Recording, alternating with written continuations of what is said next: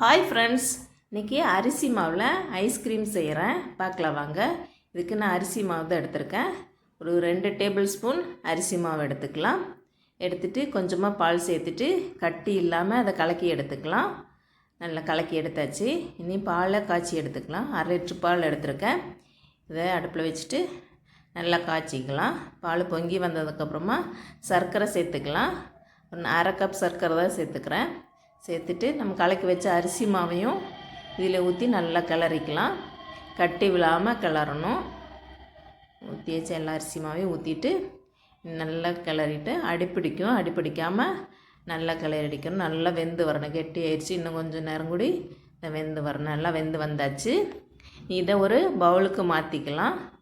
மாற்றிட்டு நம்ம ஃப்ரிட்ஜில் 4 மணி நேரம் வச்சு எடுத்தாச்சு. பாருங்கள், நல்லா கெட்டியாக இறுகி வந்துருச்சு. மிக்ஸி ஜாரில் சேர்த்துட்டு அரைச்சி எடுக்கணும். நான் பிஸ்தா எசன்ஸ் தான் சேர்த்துக்கிறேன் கொஞ்சமாக. அது கூட வெனிலா எசன்ஸும் கொஞ்சமாக சேர்த்துக்கலாம். 2 சேர்த்துட்டு நல்லா அரைச்சி எடுத்துக்கலாம். மிக்ஸி ஜாரில் நல்லா அரைச்சிட்டு பாருங்கள், நல்லா பப்புளோடு வந்திருக்கு.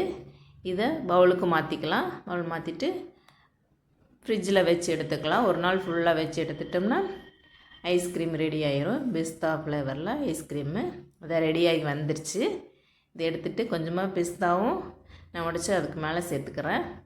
இப்போ பிஸ்தா ஐஸ்கிரீமு சூப்பராக ரெடி.